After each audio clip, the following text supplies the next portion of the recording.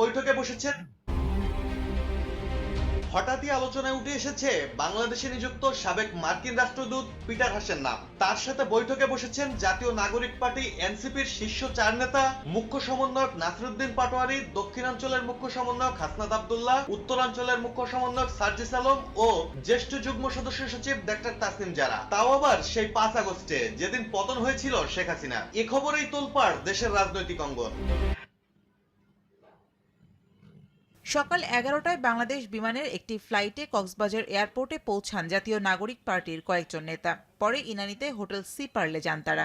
এরপর সেখানে সাবেক মার্কিন রাষ্ট্রদূত পিটার হাসের সঙ্গে এনসিপির কেন্দ্রীয় কয়েকজন নেতার বৈঠকের খবর ছড়িয়ে পড়ে।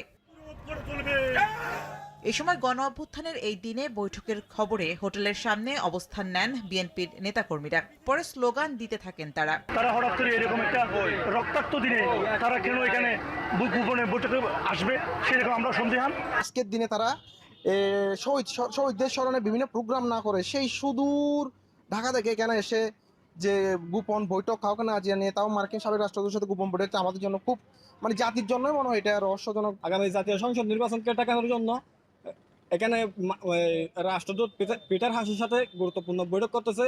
বৈঠকের বিষয়টিকে গুজব বলে উড়িয়ে দেন এনসিপির মুখ্য সমন্বয়ক নাসিরউদ্দিন পাটোয়ারি।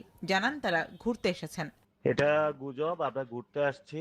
আর হলো পিটার হাসের সাথে কয়েকটা নিউজ চ্যানেল দেখলাম, এটা চ্যানেল 1 শুরু করছে।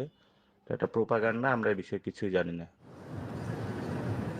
আর হোটেল কর্তৃপক্ষ বলছেন কোনো বিদেশি অতিথি নেই তাদের হোটেলে। ওখানে এনসিপির কারা কারা আছেন আর পিটার হাস বা